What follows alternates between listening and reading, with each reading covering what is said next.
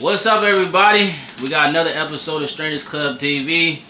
Again, we in my hometown, Canton, Ohio, and we got a very, very special guest. If you're from the city of Canton, you know his name and you know his face. We got my boy Rick here, man. Introduce yourself, Rick. Tell us where you from, man. What's up, everybody, man? If you know, my name is Ricardo Parker, but everybody know me as Ricky Dale. I'm from here in Canton, Ohio. Born and raised. What was it like for you growing up here? What was your relationship like with your parents? I had a great relationship with my parents, man. My mom and dad been together since I was born. Before then, but they've been together pretty much my whole entire life. So, I always had a good relationship with my parents. They was just some work hard, you know what I'm saying, people, you feel me? Like, they just, they helped out a lot of people. They did, they did a lot, but they mostly was there especially for their family and stuff like that, you know what I'm saying? So, yeah. So what did your parents do for work? My dad, early on, he was a firefighter. And then he worked at construction plants and stuff like that. He had a lot of jobs for real. He was always doing something real handy, kind of handyman. Then he got into working at the hospitals and stuff like that. My mom, she did more like social work, and back in the day and stuff like that, like she would do that, foster care. Like she got a lot of foster kids, like you know what I'm saying. So, and then they both really got into it together. So they did that for like almost 20-something years, I think. So what was that experience like, having to endure, a home that involved? So like, was the foster kids living with y'all? Yeah. Okay. Yeah. What was that like? It was different at first. You come home and you see just somebody in your room or something like that. You looking around like, what's going on, and you got introduced it to, what I'm saying, somebody else just being in your stuff and everything like that. And especially at a young age, you don't really know what's going on for real. As we got older, she would, my mom would take in pretty much everybody, like, from family or even people that wasn't even related to us. She might take a whole family and just put them in one room, different stuff like that. So we learned to live with it. Like, we learned to deal with it. Like, that was just it was the norm. Yeah. It really wasn't like it was nothing crazy. It became normal. So now, what era are we talking about?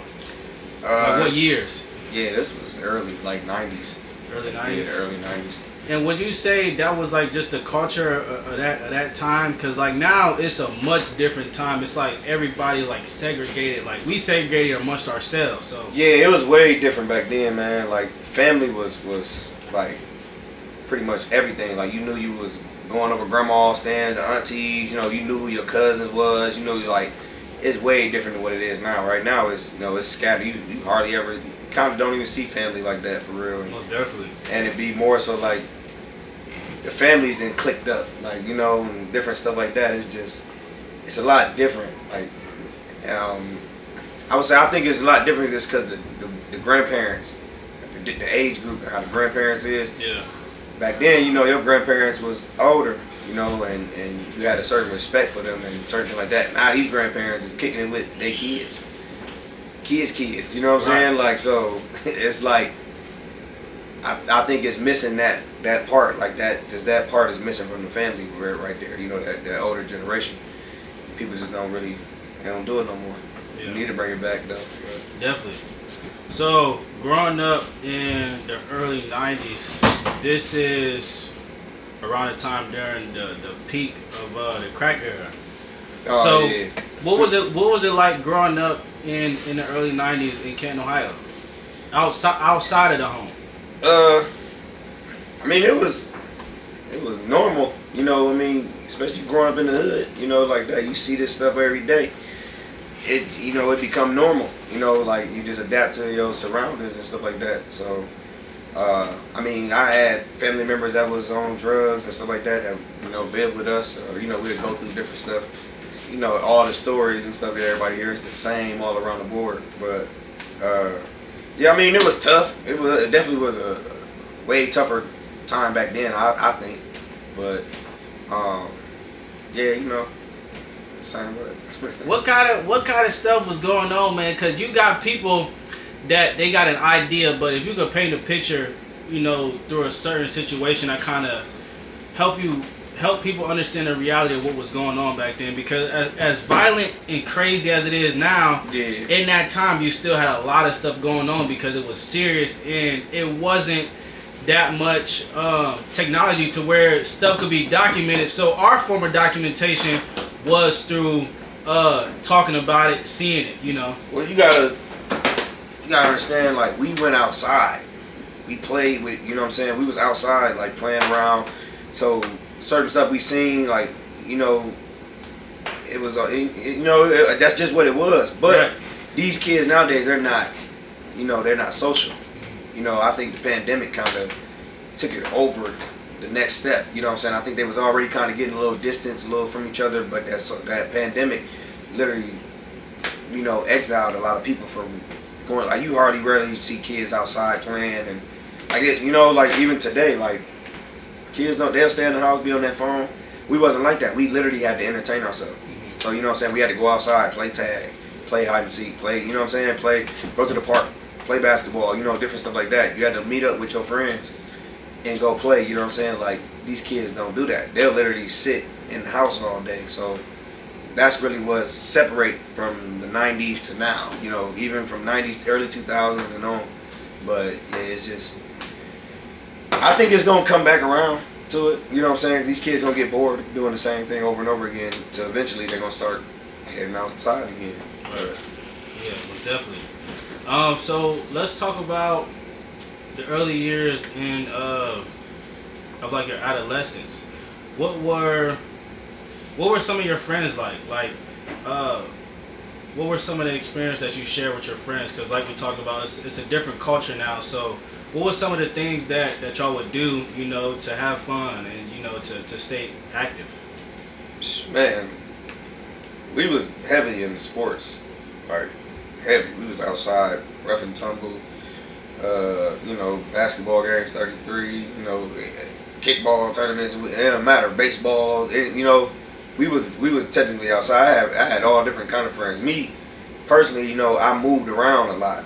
Like, my mom and them, we was moving a lot. Like, you know what I'm saying? Like, and I don't know why, like, different things like that, but it just would be like, yo, we over here, we over there, we always had like a house, but you know what I'm saying? It was sometimes like, we just had to go stay here for a little bit if something happened. But like, shoot, I went to, like, growing up, I went to Hartford, Sowers, Belden, Timken and McKinley. I went to CARE, what I'm saying? I was moving around a lot. So, I hardly ever, I think one thing though about that though was, like, it was kind of hard for me to make friends. Right. Because I'd be gone. You know what I'm saying? And I'd be like, dang, I ain't seen this person, but now I'm going to a different school. So, but my family was so big, I got a bunch of cousins and stuff, so, it was just, it was the same thing, so, but. Yeah, definitely. I think that's how it was for me too. Like, growing up, we never had like a home for more than 2 years. So it's like every time I would establish a relationship with people at a school, I'll move away from. Yeah. I don't think I didn't really notice it at first, you know what I'm saying, until I got a little older, and I'm like, dang, like, you know what I'm saying, I get to looking at all the schools I went to and different stuff like that, and it was just like, man, I was moving around. Some of it was my fault too, like, I got in trouble in school, and had to go to another school, so, different stuff like that, but for the most part, yeah, I mean, we just moved a lot. I lived on pretty much every side of the town you can think of, like. So now how did that, so you talk about, living with the foster kids, people that you didn't know at first, but then you cultivate a relationship to some extent. Yeah. And then you go into these different schools. As a kid, how did that impact your development? What was it, a negative effect, or was it positive, or was it somewhere in the middle? I would say it's in the middle, because you're gonna go through your ups and downs and how you feel about certain stuff. Especially growing up, young age and stuff like that, you looking like, what the heck, like, what's going on? Like, you gotta share a lot, you know what I'm saying? So, Yeah, I would say it would have it would have its times, you know, different stuff like that. Like I mean, you grow up in it, and you know you see some of the worst stuff. You know what I'm saying happening. Like you be looking around, like your parents is taking care of these people, and then they getting older, and then you know one of them might disrespect your parents or something like that, or now you looking like what the heck, like different stuff like that, or you got ones that love your parents, you know what I'm saying, and they, you know what I'm saying, it be, you know what I'm saying, so that's why I say they go back and forth. It just depends on the situation. But for the most part, yeah, man, you y'all build that relationship. Y'all damn near become like siblings. Y'all growing up together, so you know it just become natural. Even when some of like my mom had some kids that she would take in, and we would have them for maybe like maybe 4 or 5 years. Wow. You know they'd be with us, and then they get older, and one of their family members or something would come around and want to take them, and then they'll be leaving. And it's like, dang, you know what I'm saying? You remember them, and you see them later on, and then it might be another, some more people that come. And especially back then, a lot of times it would mainly be like, these are your little cousins, but somebody in the family obviously can't take care of them. Right. So then somebody, an aunt or uncle step up. Now, they live with you, they're your cousin, but now they technically like your brothers. So it was, but our family, like I said, our family was so close. Like, I mean, it'd be 30 of us at grandma's house, you know what I'm saying, on the floor sleeping everywhere, so that wasn't nothing for them to just be like, they got to stay over here at our house now, and it's gonna be permanent. So that's how it went. I think it made us a lot stronger too. So was it mostly family members that your parents took in, or was it strangers? No, it was kind of both. You know what I'm saying? My mom had took in, she had took in like one of her friends' kids. And then she had took in 2 girls. Then she took in like an older girl that was like kind of like going through a lot. And my dad and them reached out to the family. They knew the family like from church and stuff like that. So anytime she got in trouble, they would call my mom and my dad. They would be the ones to kind of talk her down or something like that. So her mom just pretty much was like, maybe she can stay with y'all or something like that. I don't know how it went because, I was younger, but I'm pretty sure that's how it probably went down. But, it just was like that. But it was a lot of people that they would like take in, and pretty much like they would be there and they wasn't related to us. So yeah, it was definitely crazy though. Now the foster care system is it's a gray area because the kids, they're so young that they really don't understand the trauma that they endure in most cases until like they get older. So like thinking back, is there anything that you can share that kind of that they can find in you in that was kind of like like, dang man, this is crazy, like stuff like this is really happening to people? Yeah, I mean, I've been told some stuff from certain people, like, what I'm saying, like, I wouldn't, say it or anything like that, but, like, I've been told some stuff that happened, especially to certain people, and, that stuff, it get crazy, because, people, it's really a lot of stuff that go on, especially in that field, where, like, most of those kids they just looking for protection. You know what I'm saying? Like, some of them, they don't really know. They'll come from, like, special things. Something could happen tragically, but a lot of times, a lot of the kids come from a lot of stuff that could happen to them tragically, where it be from a family member or somebody who they thought was a friend to them. So, trying to build that relationship with them and really, like, not get them to kind of be too sheltered in. Like, we had, like, I mean, it was a lot of stuff we had to sit down and talk about. My mom and my dad both would like trying to tell us, give us a backstory of certain kids that were staying with us, things what not to do, possibly that could trigger them. And I mean, especially at a younger age, like, we used to be like, dang, this is crazy, like, you know what I'm saying? But and it goes to, it was a lot of deep stuff that be happening to these people, where it kind of be like, it wasn't like almost like a scare tactic almost, but it was almost like they'd be like, yeah, that's why you better not be bad. You mess around and go to somebody's house, they do that to you. Yeah. You sitting there looking like, oh, nah, I don't want to go nowhere, you know what I'm saying? But it was just like, it's the ugly truth though, that happens. And like I said, I wouldn't go into none of their specific stories or anything like that, but I do I've heard certain things that some of them have came to me and talked to me about. Like, I mean, you don't have to share the people's name, but if you could like give an example, like an example. well, yeah, I would probably say like the in that field, most of it is like molestation. Yeah. You know what I'm saying? Like whether it be from a family member or you know, friends or somebody else, like maybe an older kid or even, you know, it don't matter. But that's pretty much kind of like where it comes at: molestations, rapes, and I mean even to the point where maybe possibly almost getting killed by a parent or something. You know, stuff like that. Like, so it's like different traumas that these kids have, and that's why I say like my mom and my dad and them, they would take these people in and really like I mean, it'd be crazy. We'd be out and people see them and be like, man, your mom, your dad, da da da. And be just telling me certain stuff about them, how they helped them out or what they did for them, you know, different stuff like that. But yeah, I mean, I would just say that, you know, that's probably like the worst part of it. But yeah, I mean, yeah, that's it.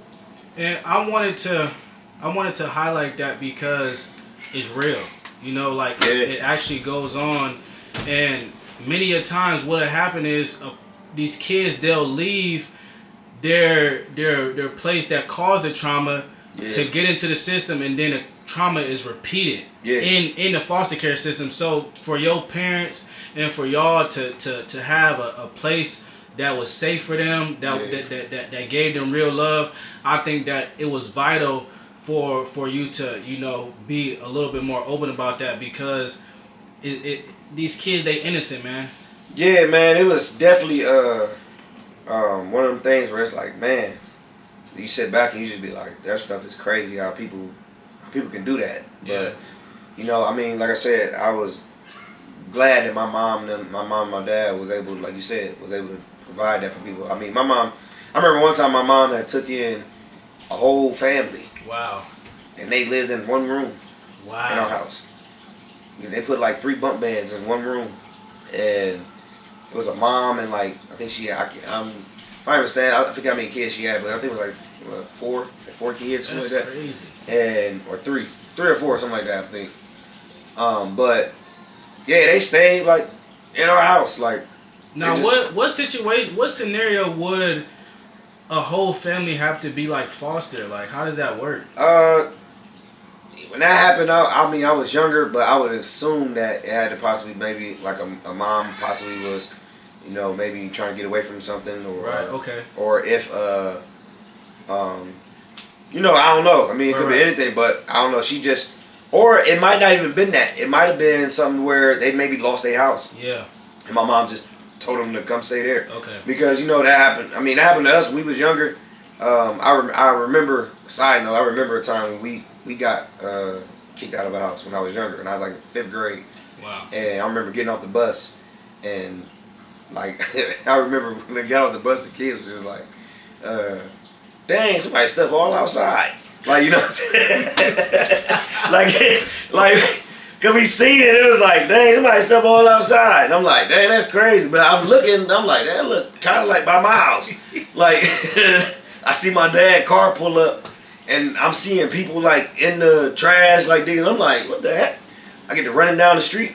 I'm like, "Dad, what the heck?" Almost like the pursuit of happiness type shit. Yeah. You know what I'm saying? Like, I'm like, "Dad, what's going on?" He just like, "Man, just grab stuff and put it in the car." I'm looking like, who is these people? Like, you know what I'm saying? Like, it was crazy. People were really taking our stuff like right there in front of us. Like it was just like we couldn't even do nothing. Like, you try to fight these people and this person over here doing it. You like, what the hell? Like, you know what I'm saying? So, but we end up staying with my aunt. Like, we end up moving in with them. And I think we was there for like 2 years or something like that. Like, literally stayed in a room. So when I seen that happen, when I seen my mom doing that, it was like, you know, I remembered us having to do that. So, you know, that's why I said it became like normal. Like, it was more so just help. You know what I'm saying? My mom and them, they was helpers. They was willing to help. You know what I'm saying? With anything, her best friend, you know, that's what they did. So that's why I said it was like second nature for real. So, did you have any siblings? Yeah, yep. My mom had 2 kids. She had me and my sister, and then she had fostered way more. So she had, my brother Raymond, she had fostered two of my cousins, but Chantel, and then she had fostered one of my big sisters. Or we call her Big Nikki, but her name Nikki. Okay. So, and then it was just pretty much like a bunch of cousins and stuff stayed with us, but you know how that go. Now, as far as age, where do you line up in terms of your siblings? I'm the oldest. You the oldest? Yeah, behind. Well, Nikki is older than me, but everybody else is. I'm older than everybody. So you had to be somewhat the second dad, because I'm assuming your dad was at work most of the time, right? Yeah, he was at work, but I would probably say the way we grew up, like he was there at work mostly all the time, and then like I had a bunch of uncles that was around, stuff like that. So I really didn't have to kind of like play that father figure to nobody, because we had a bunch. You know what I'm saying? Like I said, our family, a lot of us was around. So yeah, I really just have to pretty much kind of be like The kid. like a kid. You know what I'm saying? Right, like yeah. So right. So let's fast forward to high school. What high school did you go to? I started at McKinley, and I left McKinley my junior year and then switched over to Timken. Finished out at Timken. Okay, now for almost, I'll go out on a limb and say for everybody. Well, at least for most people, high school is where life kind of start to settle in. Yeah. So, what were your aspirations during, like as you enter high school and you kind of got a feel for it, you know, you got your crowd of friends you hang out with. What were your aspirations? Like, what did you want to do after high school? Back then I was on football tough. Like that's all I really kind of looked forward to. It was just playing sports for real. I did have a, you know, kind of like a passion for drawing and stuff like that. I used to draw a lot. But that's kind of when I got into this, you know, cutting hair around that time. You know, I was what, 15? Yeah, I was 15. I started getting into cutting hair. And now, before we get into that, yeah. I want to kind of talk more about the difference of high schools, because in Canton now it's just one high school. Yeah. It's just McKinley. Yeah. But before that, you had Timken downtown, and then you have McKinley. That's kind of like by the highway. It's a little bit downtown, but not too much downtown. Yeah. So, what was the difference between Timken and McKinley?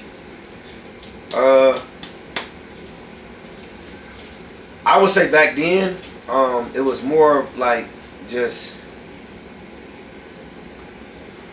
I don't know. It kind of seemed like McKinley was sports heavy. Like they was on sports like on every level. Like with, no matter what you played, you know, when you walked around, you had that jersey on. You know what I'm saying? You thought you was it. You feel me? Like Timken wasn't. You know, they had fell off on like the sports side. So. It was more like, I don't know, for me it was kind of like a real culture shock. Like when I left McKinley, it was just sports. Like it was, you know, big on like we got to win, we got this, it was like a tradition. And then when I got to Timken, it was just like kind of like, you know, they trying to basically prepare. I would say they was preparing you for the real world, like workforce. Yeah, like you want to do, you know, get into automobiles, or you want to do tech. You want to do this, so you know they was on that school tough. So when I went over there, I was over there like, man, what the heck? Like, you know what I'm saying? Like, cause it was crazy, you know, like, cause I'm expecting like, where the weight room at? We ain't got one. Like, you know, like, or the weight room is in the basement. Like it was like, it looked crazy down there. Like, bro, we got the oldest equipment in the world. Like, man, new building, but the weight room was terrible. Like, you know what I'm saying? The football program was terrible. Like, it was crazy. Like, but it was more like gang culture over there though. Yeah. You know what I'm saying? So like, being over there was a little different, but I was still from that side, so kind of like it wasn't that different for me.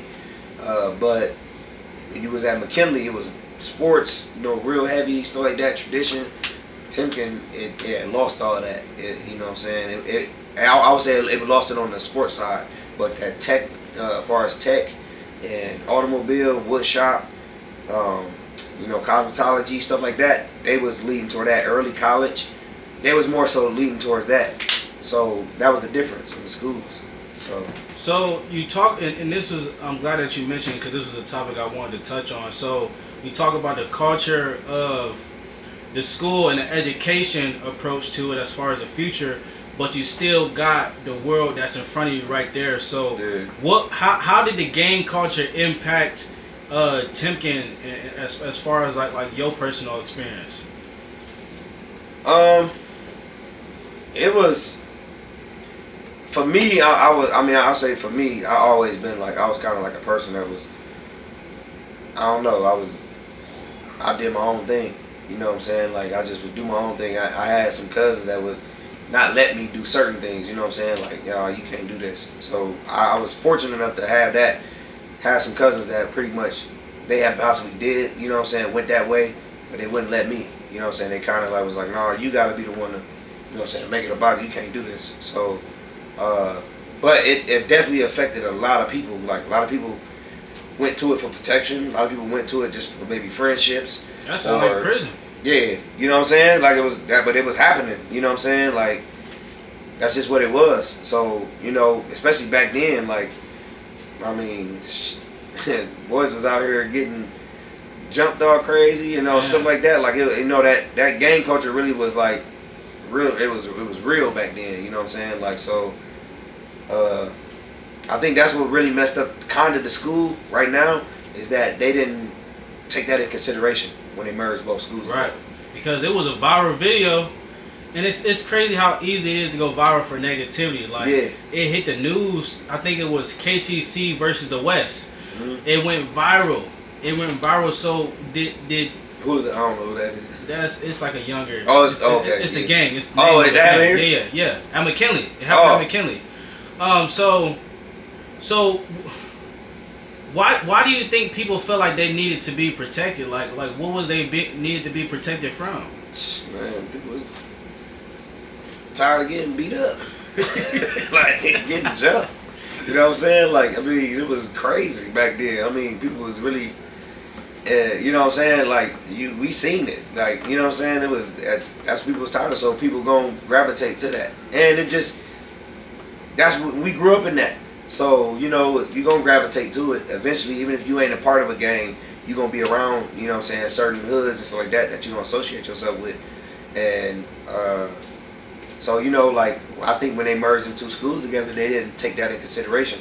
I think that's what separated, you know, a lot of tension and stuff, because they used to play each other in, like, sports, but they stopped it due to the fact that it would always end in fights, you know what I'm saying? So that's why I didn't understand it. Like, this thing always ended in fights, and then y'all merged the schools together, put all these kids in one building, and now it's like a big explosion going on right now. So, yeah, like the schools around here is crazy. Like, now, you talk about you were a person that could stay to yourself. Yeah. So do you think it was more so like you just being your own person that kind of kept you away from the stuff? Because I'm assuming you never got jumped and you wasn't. No, they really touch you. No, I got jumped before, and you know, different stuff like that. I mean, I wasn't all the way out. You know what I'm saying? Like, I wouldn't say that. Like, I mean, I was. So what happened? You got jumped. What was it? What was the situation? I mean, that was more so my cousins. Yeah. You know, my cousin was doing something, wanted to get into it with somebody, and boom, you know, one thing led to another. He went outside. Somebody said they was gonna jump him, and that's how we ended up in that situation. But that was happening all the time. You know what I'm saying? Like, that was just the norm, you know. But yeah, I mean, it was one of the moments where, you know, I kind of be like, dang, like, we got to do something, because we can't be out here, you know what I'm saying, by ourselves. We got to figure out something. But I would say, like, I kind of, like, glad I didn't choose to go that route. You know what I'm saying? I just was like, hey, it is what it is, you know. You feel me? Like, and, you know, I mean, you feel like you ain't lost. You feel like you ain't lose the fight. So, yeah. You know what I'm saying? Fuck it. I was like, shit. We ain't lose, so it don't really matter. You know what I'm saying? But, I mean, it was crazy. But at the same time, I could have went that way. Like, I'm about to definitely go here now. You know, it is what it is. But I always been just I've been me, you know what I'm saying, for this whole time. Like I've never really kind of changed, and I think that's what kind of put me in a different, a different space than a lot of people. Like I got probably more respect than disrespect, from a lot of people, So it was, and I think that just was a testament to how I was, or the person who I was.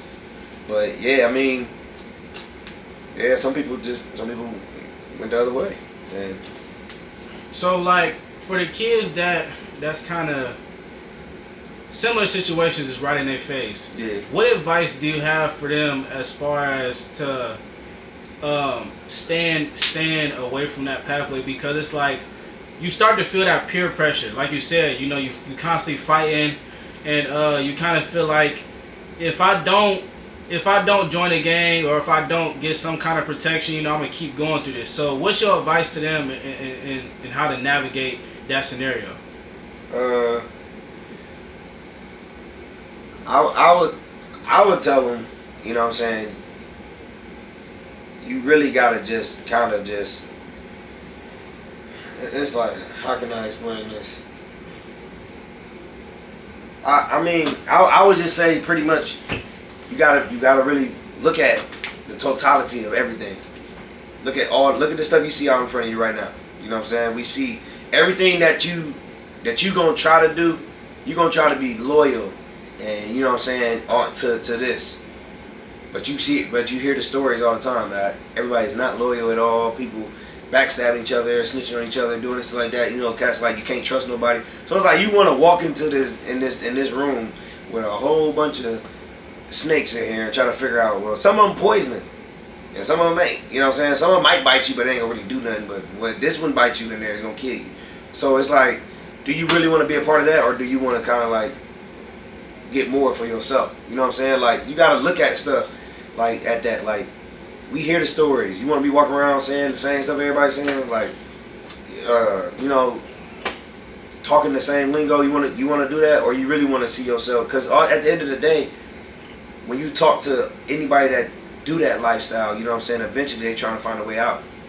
So it's like you trying to find a way in, they trying to find a way out. You know what I'm saying? And so it's like, just think about that. You know what I'm saying? Even the old heads from back in the day, you ask them, they tell you like, I wish I would have never did this or never did that.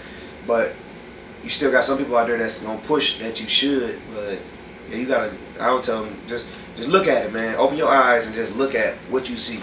If you want to join that, like, it's almost like, all right, I'm looking at this program, this football program or whatever like that. These cats winning championships, sending boys D1, this, that, and the third. I'm about to go over there.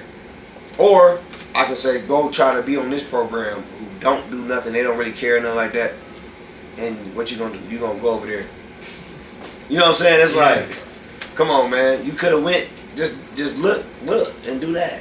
You don't gotta do that. You don't gotta follow everybody. Like, that's real, man. That's real. And I think it's very good that you said that. So nowadays it seems like the kids like more advanced, obviously, because technology with the iPhones and everything, you can look up anything and discover anything. But it's like in the black culture, we advance in the wrong areas. Like we advance in the street level, to some extent, for the most part. Yeah. So like now it's like these kids, they got the switches, they got ARPs, they got Dracos at 15, sometimes even 12 and 13 years old. And it's like, it's normal for you to be a sophomore or freshman and you done already lost, 4 or 5 people that that's around your age to gun violence. So considering the cultures were similar to some degree, was people like dying and going to prison like back then, in high school? Yeah. It was. I mean, yeah, it got crazy for a second. Like people was definitely like, dying, going to prison. They was going through the same stuff. People shooting up houses. People just go to school, find out friend died, different stuff. I mean, it was the same thing. It's a cycle. It's gonna continue to do that, until somebody change it. But yeah, I mean, it was the same stuff that was going on. That's why we able to look at some situations and be like, man, this stuff ain't gonna never change. But I mean, we gotta. I think personally, what we gotta do is you just gotta the ones that want to change and the ones that want to, do better and stuff like that, you got to help them ones. Ones that don't, you know what I'm saying, you really can't, ain't really nothing you can do about it. You know what I'm saying? Like, it's up to them now in order to change what they want to do. Because my dad used to say this all the time to me. He always tell me, like, by the time you 16, a lot of your habits that you got, you gonna always have them if you don't break them by the time you get 16. So if you constantly just not getting up, being lazy, doing this stuff like that, and you 16, you're gonna be doing that when you're 30. You're gonna be doing, you know what I'm saying? Like, cause you created this habit over time that you keep doing it. So by the time, that's why you see people that like 16 years old, they still doing the same stuff they was doing back then. You know what I'm saying? Like, so you gotta help the ones that want to be helped, pretty much. You know, it sound crazy, but you're gonna have some people out there that want to help everybody. But I mean, hey. Yeah. So now, when did you start cutting hair? I was 15. I started cutting hair. Shout out my boy. Oh, wait. Football. You was playing football. Yeah. Let's talk about why you transferred from McKinley to Timken. Because there was a pivotal situation. Yeah, man. I was, back then, man. It was a lot of talent. You know what I'm saying? Especially around here on them teams. Who were some of the notable names? Man, Ryan Brinson, Jeff Vaughn, Harry O'Moore,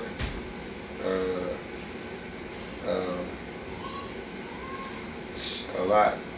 That whole team for real. My boy Suge was on that team. Kellen, PJ Penn.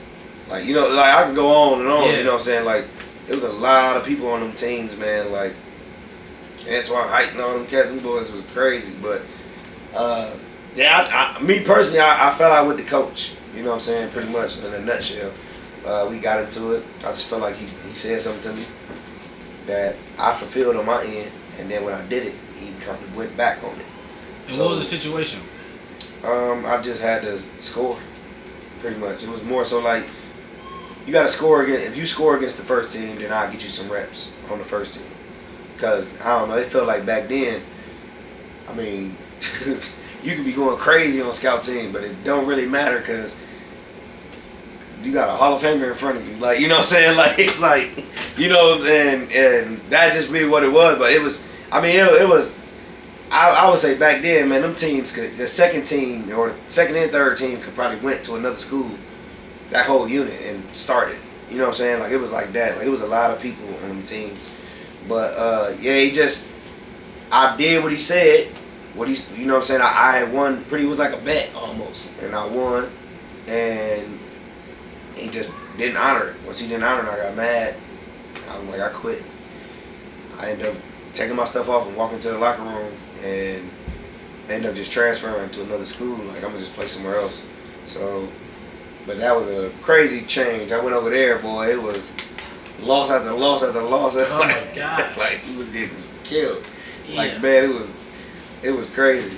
But it was fun, though. I ain't going to lie, because I was back on this side, because I grew up on that side of town. So I was back on that side of town. And I'm seeing a lot of my friends that I ain't seen in a while because I was going to McKinley at the time. So, but yeah, it was definitely fun. It was just culture shock, you know what I'm saying, between the schools. So. Okay, so now from McKinley, you go over to. Now I'm pretty sure that your sights were set on football initially, but then when you go over to Timken, now it's more so like, okay, let's get into a trade. Let's develop a craft. So. This kind of takes you back to cutting hair. At what you said you started at 15. Yep. So I had started at, what did I do? No, what happened was when I went to Timken, I ended up getting this guy used to cut my hair. I ended up getting him a job working at the school. Who cut your hair? Adrian Cutler. So everybody Shout out knows AD. That's my dog. So I had talked to the coach, and I pretty much was kind of like talking to him about bringing this dude on because he got a connection with a lot of kids and possibly the kids to transfer over if he coaching. So they had brought him in on some just let him come around. And then one day I was in school and I seen him. He just come up to me like, yeah, bro, I just got hired. I'm like, oh, that's what's up. So he like, come to the shop after school. So I'm like, all right, bet. After school, I go to a shop. I sat down. I used to go there. I used to be in the shop all the time, like literally, like every day. Being there, just watching him cut hair and just learning from him. So he just was like, "Yeah, man, you got me this job. He like, I'm gonna teach you something you can use for the rest of your life." So I'm just like, all right. I ain't think nothing of it. And he's like, I'm gonna have you start, cutting hair. Like teach you how to cut hair. Gave me some clippers, and I would sit in the shop for hours. Toward the end of the night, shop closed down. Somebody come, they got like some little kids. He'd be like, hey, just cut their hair real low. Learn how to, just learn how to cut. And I was doing that, and it was. I started getting good at it, and before you know it, it was like I was traveling with it, like everywhere. But I mean, that was all over the place. Like, when did you know you were good at cutting hair? Shoot, when that money started coming in, like, no, for real, people would like kind of like tell me, you know what I'm saying, like that. I was always like kind of like be like, yeah, man, I'm this. They be like, man, you getting good. And then when I started seeing that clientele like kind of get bigger and bigger, it was just growing, like to the point where it was like kind of like, dang, this is crazy. Like, I'm really making a lot of money cutting hair, and at the time I was only charging $5, wow, like a haircut, for whatever you want. Like it didn't matter what you wanted to get, $5. So you was still 15? Mm-hmm. Okay. Yep, I was 15, turning 16, and then I did that pretty much my high school career. I would say I got more famous, not famous, but I got more like known from cutting hair than I did from like sports. Mm-hmm. So it was like, you know what, I'm about to kind of like pursue this a little bit, and I knew I was going to college, so I was like, I could probably do this when I go to school. Okay. And yeah, it just basically just trickled over. Now, what did you go to college for? I actually went to school first for graphic designer, and I ended up switching it to engineer surveyor. And what school was that? Akron U. Okay. Now, what was your first day like on campus?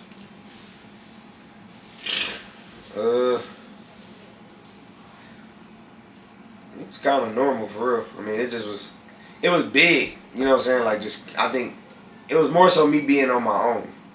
And once I got to school, it was like, all right, really, like, there is nobody, like, ain't nobody here. You know what I'm saying? So, like, now, what year did you go to college? What was that, 2006? Okay. Yeah, 2006. Yeah, I just knew I didn't stop trying to play football then. I went to Akron U and I tried out for their team. So, yeah, that's why I tell my son all the time, get them grades.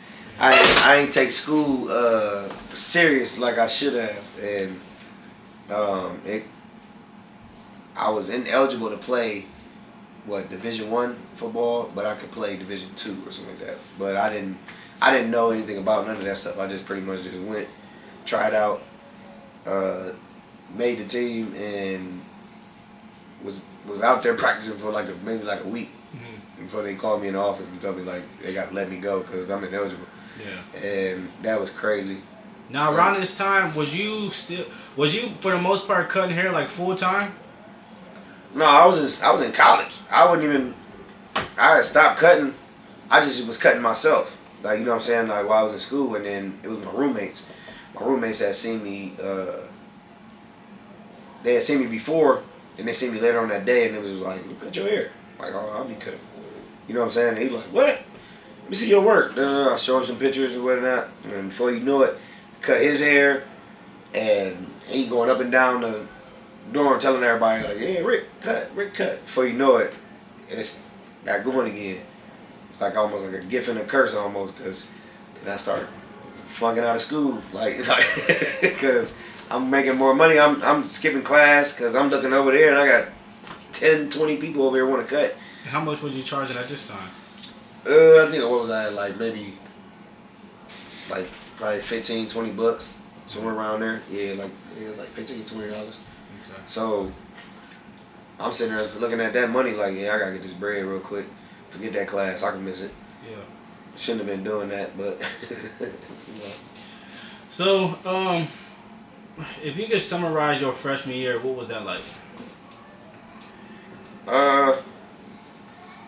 Shoot, I would say it was fun for me. You know what I'm saying? I was, you know, I'm a social person. You know what I'm saying? So I was meeting a lot of people and kicking it. Some of my friends from high school was going up there too. So it was like, it was kind of like we back in high school again, but it's on a bigger school. Mm-hmm. So you know what I'm saying? So now, because it was a lot of people that went up there that I knew. So yeah, we was kicking it. That's what's up, man. That's what's up. Now, there was another pivotal situation, man. You got to talk about it and share the details that you feel comfortable sharing. But I want you to be as descriptive as you can because it's a situation that a lot of young kids they find themselves in, and most of the time it's guilty by association, or it is a product of them being with the wrong crowd. And they're influenced by the culture of what that crowd is telling them to do or what they think they should do. So let's talk about it. You talking about when I had caught a case while I was in school. Now, so, what school? What year is this? This is 2009. I mean, as far as like your college level, like are you sophomore? I'm a junior. I'm a junior. That's my third year. This is 2009. I'm going into my junior year. Okay. So,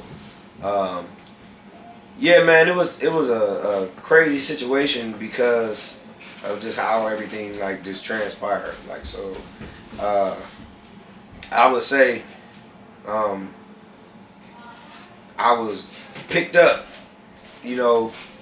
I could probably go into more detail a little bit more. That'd be like this is a crazy story, but yeah, I pretty much was picked up.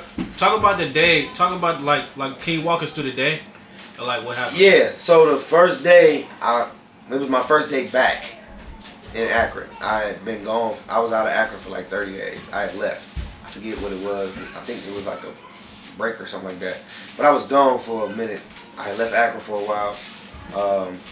My first day back, I come back, and when I go to the house, it was like nobody was there. It was a couple people there, but like it normally a lot of people at this house, but it was only like maybe like 3 people there. Everybody kind of was gone, so I'm like, well, I'm about to leave. Probably go to a chick's house or whatever.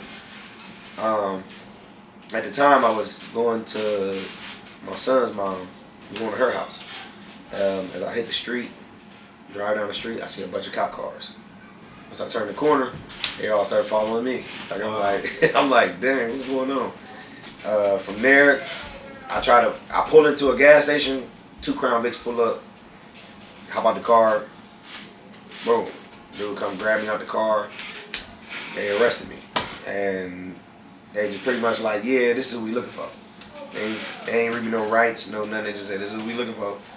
Grab me, they take me downtown. We go downtown. I'm down there for a minute.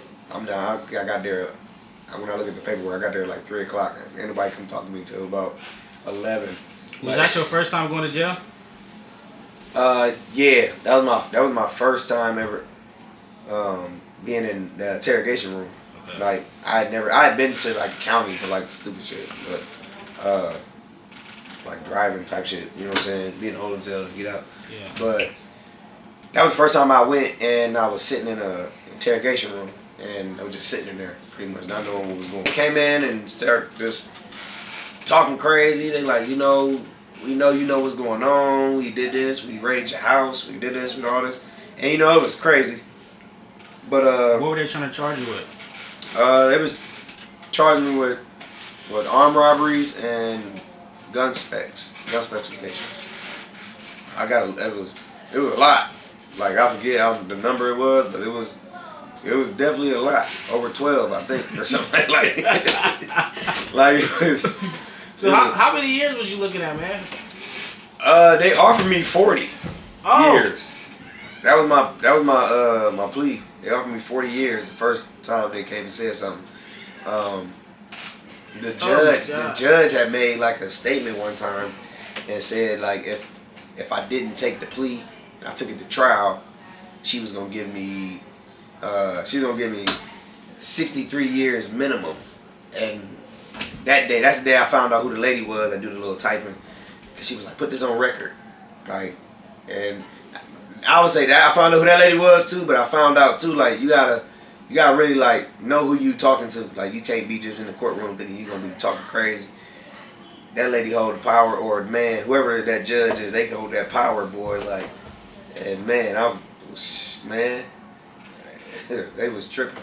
But yeah, I mean, it's more so like you just gotta watch things, man. I can't say that I thought that because of certain things was happening. I didn't think that would affect me, but you know, it did, and it almost, you know, could have been the end of it. But yeah, that would be another crazy story. I could tell them all the way everything out with that, because that story was crazy. I think people just seeing it, you know what I'm saying? They be like, dang. Even still to this day, it's fucked up because still to this day, people be like, man, you beat that case, man, but did you really do it? Like, you know what I'm saying? Be like, no, I didn't. I was innocent. And they like, no, I'm saying, you know, like they won't let it go. People still be like, no, you can say it now. And it's like, what am I about to say? Like, you know, so. So what was the emotions and the mental phases you was going through when you heard that you was facing 63 years, 65 years? Man, I couldn't even tell you where I was at. My head space was just crazy. Like I would say this. I used to think that I was one of them type of people. Like I was like really. I grew up like, you know, hard. So like I was the type of person like this person be like, man, I'm depressed. I'd be like, man, fuck that. Ain't nothing wrong with you. Like, you know what I'm saying? Like I didn't think that I didn't believe in those, you know, just any type of those, you know, schizophrenic, all that stuff. I was just like, man, people are just crazy. Like, you know what I'm saying? But being in there and like really like being innocent and then being picked up the way I was and, you know, going through all that, I see like where it could mess people's heads up and really like, you know what I'm saying, put you in a different headspace. Cause man, I was tripping. Like I couldn't believe it. Like it was something that was just, like I don't know. At first I thought I was like, yeah, I'm gonna have to cop out to something, just because of how it looked. But then it was like, I started reading more. It's like if I cop out to it, then I can't never like appeal it. I can't never. So it's like I gotta go all the way through with it and just be, you know, how I'm about to do this. Like it was crazy, and you know what I'm saying, that time in there was nuts because you know I think I ain't never been to jail, so when I do go to jail, I'm in there and I'm with all the crazy violent offenders. For some reason, I don't know why I thought like they wasn't in like the same county jail. Like I don't know why I thought that they was like some. I thought a nigga murdered somebody, he was in jail. Yeah. Like he in prison. I didn't know he was at the county. I don't know why. I just didn't know he was in the county. It wasn't until I got there, and I'm sitting there. I'll never forget. I was playing cards one time with some dudes, some older heads, and I'm sitting there playing cards with them and shit, and we just having like a talk. And I'm like, man, you know what, man? I hope y'all get out, man. I hope y'all beat y'all case. And they bust out laughing, like all three of them. They was like, man, what? Dude was like, man, I'm hoping they don't kill me. I'm like, oh my god, what? What you mean? You hoping they don't kill you? He like, man, I'm facing murder. The other nigga was like, this nigga just stabbed his son. He hoping he don't get. He like, this nigga ain't here for he didn't kill somebody. I'm sitting there like, I just remember standing up from the table like, man, y'all niggas killed somebody? Like, you know, they like, like it was crazy. Dude was like, well, you don't supposed to do that, but yeah, it was. I think I got on the phone with my mom. I'm like, Mom, I got to get up out of here, bro. Like, it's real life. Like, I'm in jail. Like, I think that's what it looks like. Like, I'm like, Like I was like, that's when it really hit me. Like I'm like, bro, I'm really in jail, bro. Like this is crazy. I'm around some crazy people. Yeah. You know what I'm saying? Like, and you know, I be laughing at it because I know people be like, oh, you know, I'm gonna be in that motherfucker. Like I'm in that motherfucker. Like, man, I'm watching everything. Like, bro, these niggas in here, you gotta think, motherfuckers is coming back to this pod, and they done just got told that they got life in prison, death penalty. Man. 40 years or, you know, crazy time. And then you thinking the judge is telling you that you looking at this too. And you know what I'm saying? You just like, man, this is real. Like, you know what I'm saying? Like this might be it. You know, and I remember feeling like that, but you know, I will say like I got real spiritual. You know what I'm saying? I just prayed, like, you know what I'm saying? Like, I probably prayed more than anything, probably more than I've ever prayed in my life. Like, yeah. But I think I prayed so hard that I got angry. You know what I'm saying? Like, I was pissed. I'll never forget. I came back from court. I got contempt in court for talking. The judge said something crazy, and it pissed me off, and I was mad, and I just blurted out something. Like, and she gave me contempt in court. And I just remember going back to my cell, like, I was pissed. I'm like, man, you know what I'm saying? I'm cussing God out. I'm going crazy in that mud. I don't really give it to the point where I just like, man, I don't even give a fuck. I don't even care. Whatever happened. It is what it is. Like, cause it just didn't make no sense. Like what was going on. So it was just like, cause I'm thinking like, man, I did everything right. You know what I'm saying? Like, motherfuckers know me. I ain't been doing nothing crazy. I've been going to school and doing this stuff like that for this to happen, and it was nuts. It was a crazy time. But so talk about making it out of the situation. Yeah, I mean when I got out, I had to I had met this lady that helped me get out, and did you have a lawyer? Yep. Yeah, I had a lawyer. But it wasn't until it was a guy in jail I met, and right when he had got I think he had got life in prison. Ouch. He was riding out, and he came to my before they leave. You know, they come to your door and be knocking. They I'm about to be out, whatever. He come to my door. He knocked. He like, yo, I'm about to be leaving. They was riding out. I'm like, I slid something under your door. He like, you know what I'm saying? Whenever you get up, call that number, and they gonna get you out of here. And I'm like, all right. I don't know why. I believed him. I believed him. But I couldn't go to sleep after that. After I looked down, I just see it's a number. It just had a number on there. So I'm sitting there holding the paper the whole night. I'm sitting there like, can't go to sleep. For some reason, I wanted to get on this phone. Cause I'm like, I want to find out who on this number. So I called my mom. I give her the number. My mom called the people. It happened to be this lady. Her name was Miss Othelia. She was the president of the NAACP in Akron at the time. And her best friend was my judge. Wow. So my mom had met with her. They did, you know, whatever they did. She came to my court date, and it was weird because this time I've been to court so many times. Like I know which way to walk and everything like that. But this particular day, they took me a different way. So when they take me a different way, it's like, all right, where we going? And I'm like, I know I was tripping because I didn't have court that day. So I didn't understand why I was going to court and I was going a different way. So after that, you know, I just went, they took me to like the judge chambers. I'm sitting there across from her. She talking to me like everything just sweet. I'm looking at her like, I don't even want to talk to you. Like, you know what I'm saying? Like, you just gave me 30 days. I'm scared to even say anything. So then she just like put them in the jury box or whatever. So they take me in there. I see this old lady sitting down. Mind you, I never seen the lady. So I didn't know who she was. And I didn't get to talk to my mom after I gave her the number to find out what was the number, you know. So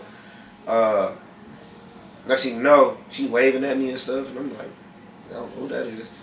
And bro, she came in there, and when I say the whole courtroom flipped upside down, like it was crazy. Like she came in there, bro, went in the judge's chambers, and I knew something was up because the prosecutor was running around going crazy, and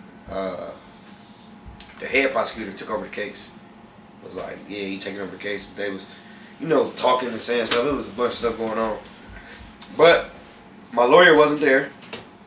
The judge called him. He was like, "Hey, we ain't had court today." And like, what? She was like, "Yeah, we did." She hung up on him, and she like asked if somebody else can represent me, and that lady represented me.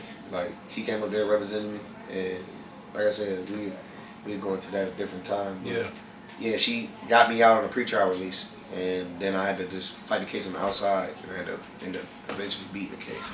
Okay. So, Now, you talk about being around all these different type of crazy people, man. For the young guys that don't necessarily understand, this was jail. It wasn't necessarily prison or the penitentiary. yeah, but, no, this is county. But still, you experience a lot of crazy things. Like, you know, you see different things. What was some of the stuff that you saw while you were going through this? Shit, my first day in there, I was in the holding cell and waiting to get booked in, and they had brought this guy in there, and they would carry him in like this. He come in that mug, and he got blood all on him and shit, and he finally wake up, and they pretty much tell him that he had killed somebody, like, you know what I'm saying, like, and he was tripping, like, you know what I'm saying, he was losing, he in there going crazy. They ended up taking him out the pod, like, because he was trying to hurt himself. And that was my first day there. Like, I'm like, after they had picked me up, you know, not the first time when I went to the interrogation room because they let me go. So after they let me go from that, they came and picked me up again. They came to my mom's crib and picked me up. But yeah, first day that. And I think the craziest thing I ever seen in there, a dude tried to kill himself. Like, he was in there for he was charged with like rape or something crazy like that, and he tried to kill himself. It was funny, like You said it was funny. not that that wasn't funny, but it was funny like what happened, like, you know what I'm saying, like it was so. Yeah, jail make you crazy, man. You gotta have a sense of humor. No, I'm saying, jail. I'm saying I can't say that. I wasn't saying him trying to kill himself was funny. It was what happened. Yeah. That led up to us finding out that's what he did. So, yeah, that was just weird. The dude, he just said something to the CEO lady when we was coming out for him to eat, and he said something to her, and she was like, "What you say?" And he like, "Oh yeah." She was like, "No, I'm saying." He like, "Oh, I said, yeah, you know, you got a fat ass." Like, so she like, "That's what I thought you said. Lock up." Oh. Like, locked us back up again. So everybody was pissed, and as I was on the cot at the time, and as he walking past this room, he like, "Yeah, why you trying to lock us up? You need to go check on dude, cause he in there dead." Oh. And I just looked like, what? Like, and they opened the door, and I just remember like when they opened the cover up and stuff like that, like his wrists and stuff just fall over like this, and you just see the blood that was coming out, and yeah, it was crazy. I was like, Man. you know, Man. I'm like, dang, what the heck? Like, imagine that's like, what? I seen that my first day, and that was like the third day. Mm-hmm. So nigga, I'm in that motherfucker like, what the fuck is going on, guys? Like, Yeah. So let's talk about when you got out. it was crazy, nigga. It's like, no, I was playing. No, yeah, I just wanted to kick it. I just wanted to have as much fun as I could. I'm trying to party, go everywhere, like travel a little bit more. I just wanted to do everything else because I had felt that, like feeling what it felt like to be like, man, you know, your freedom could be taken away at any moment. And so once I got back out, yeah, I was trying to kick it. Okay. Now, how did you continue to pursue being a barber? And by that time, I was known for cutting hair. Like, by the time that happened, everybody on campus knew me for cutting hair. So it was like second nature. I really just didn't. I just used it to basically make money. So yeah, that was easy. You know, that wasn't hard. Okay. Now you have kids now. Yeah. How many? Yep. I got 4. I got 3 girls and 1 boy. Oh man. How old is the boy? Like, Well, how old are all of them? 15, 10, and 5. Now, how many different how do I put this? Because I don't want to say baby mama. I don't want to say baby mama, but how many different women do you have? So I got, my son is by another woman, and the rest of my kids are by my wife. How old were you when you had your first son? I was 23. Okay, 23. Now, how did that impact you as a young man? Yeah, that happened as soon as I got out of jail. Yeah. Yeah. Okay. Yeah, that was probably as soon as I got out. Found out eventually, like, you know, a little bit later, found out she was pregnant, and yeah, that was crazy. Because, you know, I mean, it just was wild, you know, just going through that transition and then going right to that and stuff like that. You know what I'm saying? So it was cool though. It was cool. Okay. Now, you're married, right? Yes. What is your perspective on marriage and choosing the right woman? I think that's the most important part right there. You got to make sure you choose the right woman.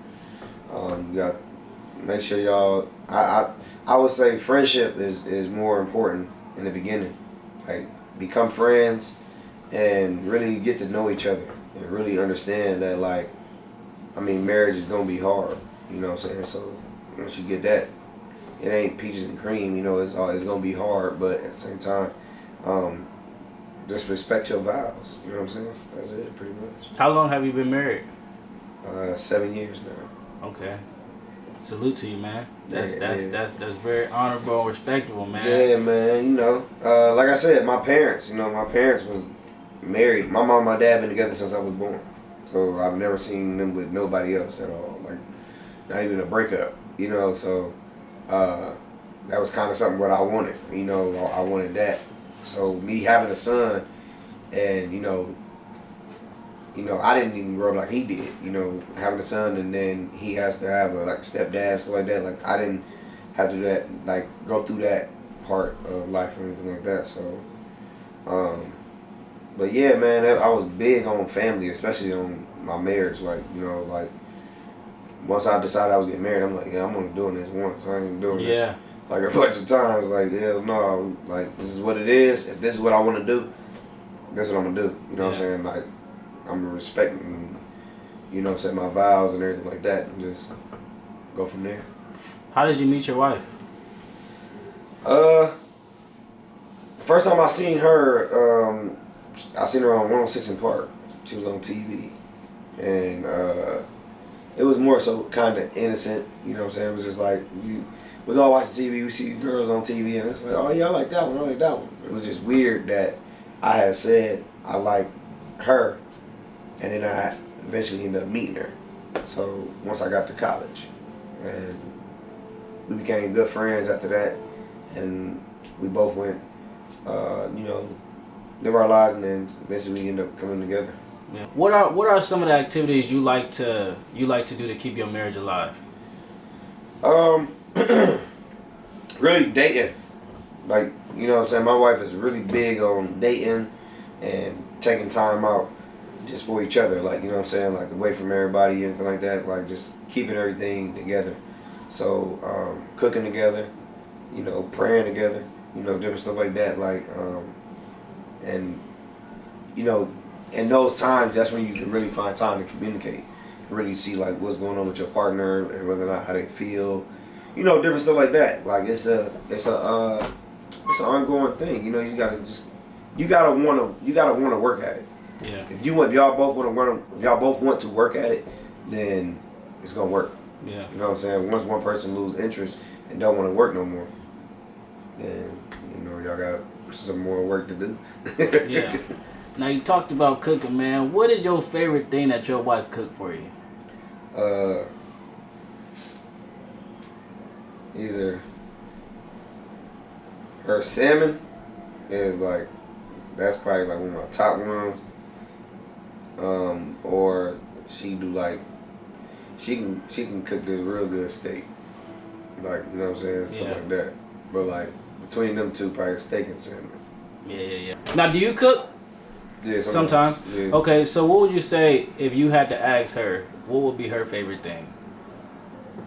To eat? For you to cook her. Oh, for me to cook her? Yeah. Probably chicken or yeah, she'd probably say chicken or a burger or something like that. I mean, I pretty much she don't. It's hard to be like what she want to eat. She don't know. You know what I'm saying? Like she, you know, that's like just all women, man. I don't know. I think God put that like in them to where they can't pick what they want to eat. Eve messed that up. You ask them what they want to eat, they be like, I don't know what you want to eat. You like, it don't matter. Whatever you pick, I'm eating. They like, man, that's 100%, 100,000%, man. Man. Definitely. And I wanted to dive more into that because nowadays it seems like the whole aspect of one-nighters is become the norm, and I think that marriage is kind of like, you know, corny to the newer generation, or it's like almost it seems impossible to, you know, be married and stay married. So I just wanted you to touch more on that because I think that's what is missing in today's society. It's more normal to have a broken family. So let's talk about more recent times. How active are you as a barber? Very active, I would probably say. As far as in the community wise, you know, just, well, I would say pretty much, I mean, to my close community, you know, who I'm around pretty much. But, okay, and what impact would you say the barbershop has on the black community? it got a huge impact. I mean, this is like our country club. You know what I'm saying? Like, this is where we come, and it's like our safe haven. You know, for the most part, you know, people come here and they gonna talk, tell you everything. You gonna fellowship, you gonna kick it, you know, have fun, and, you know, talk sports, everything like that. That's what the barbershop was, and you know, that's the impact that it had on the culture, especially. Yeah, most definitely. Moving forward, do you have any like current goals for the this upcoming year? Because the year is almost at an end, so. Yeah, I'm mainly trying to, you know, set my businesses up to where I'm able to expand everything. So I'm working on towards that, trying to expand everything. This basement has been great to me. You know what I'm saying? It's been a pillar in the city. I mean, everybody knows this basement. You know what I'm saying? Everybody's been down in this basement, whether or not they came down here to get a cut, kick it, you know what I'm saying, or just chop it up or anything like that, or, you know, anything like, but, you know, just watch me cut hair or anything like that, different stuff. So, like, yeah, this is like I don't know, some people be like, this is like the big ticker basement, you know what I'm saying, kind of feel, you know, so, but I think I'm kind of ready to kind of like trying to maybe expand, maybe try possibly get a shop or something like that in the future. Yeah, like I said, this might have been you know, great. I mean, I think once people, this is one of them places that if you take a picture of it and post it, people will know. People will know exactly where it's at, you know, and that's a good feeling, you know what I'm saying? Because it don't matter where, like, everybody know, you know. So. Do you have any fears of opening a shop? No. I mean, of course depending on like how everything be moving and stuff, but for the most part, I mean, no, I ain't really got no fears in that. I've been doing it for, you know what I'm saying, a long time. I got good relationships with a lot of people. You know, so it's just one of the things that just got to get done, you know, on that side. We just got to get it done. So that's it. Do you ever plan on doing somewhat of like a mentor or like teacher role in terms of barbering? Yeah, I thought about that too, like getting into that, because I mean, I'm getting older, so, you know, I kind of want to mentor somebody, you know what I'm saying. I've done a lot of mentoring with a lot of people, you know, as far as like teaching them how to cut, whether I'm giving them, you know, any type of pointers or anything like that. Like, I did a lot of that for a lot of people. So you know, eventually, you know, maybe possibly get into like some teaching or something like that. Yeah.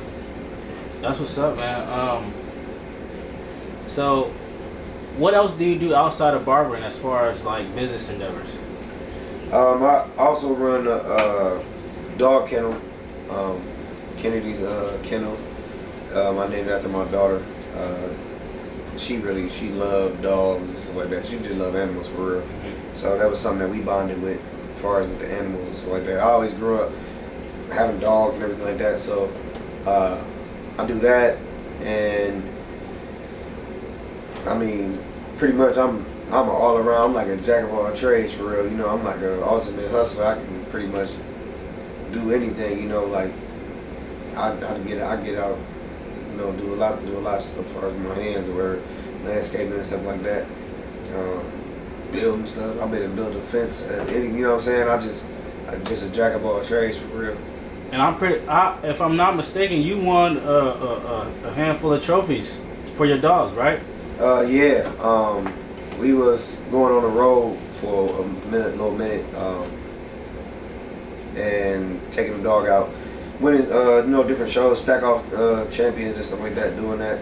So yeah, man. I mean, it's still something that we plan on doing, different stuff like that. But we just kind of like just trying to, build our program up and get some more product and stuff out there. Yeah. Crap, what was I about to ask? Shoot. Dang it, I figured out what to ask. Okay. Now, I always like to end my interviews on a piece of advice for the youth, as far as like mental health. It don't necessarily got to be advice, but what is your take on today's youth first? From the city of Canton. I mean, I think today's youth, like, they just they kind of lost a little bit. You know what I'm saying? They need something to do. As far as like, we need more stuff in the city, like for them to do. Like, just the city is just so down, man. Like, these kids is just finding themselves in messed up situations and no way out for real. Like, no way to see like any type of future for themselves or anything like that. Granted, they do got some stuff, but a lot of these kids are born without. And I would just tell them, stay focused and continue to keep on trying to grind. And man, like, staying out the way a little bit. It's hard for these kids right now, man. Like, it really is. Once you really get out there and you start seeing the stuff that some of these kids is going through and just their life in general, and it's like, man, this stuff is crazy. It kind of bring me back to like the beginning part, like seeing the foster stuff and everything like that, like seeing these kids. So I know what they're going through. You know what I'm saying? But it just be, crazy. Now, you have a lot of different endeavors before we get out here. Where can people support you at and get in contact with you if they want to get a haircut or they want to get a dog or just get to know you a little better? They can reach out to me on Facebook. My name is Ricardo Parker Jr. on there. They can, actually cut hair at my house right now. So a lot of my stuff, I take different appointments and different things like that. All my stuff is listed on my social media pages, Instagram, Facebook. It's pretty much all the same. My Instagram is Ricky Porter 3, and pretty much like that. Okay. Any shout outs? Shout out to all the new and upcoming barbers. Shout out to all the new and upcoming dog breeders. Shout out to the city. Shout out to you. For doing this. Yeah, man, I'm a open book. Yeah. Anybody want to holler at me, they can holler at me. That's what it is. Oh, definitely. And this ain't the last time we're gonna see Rick the Monster, man. Yeah, man, we gotta.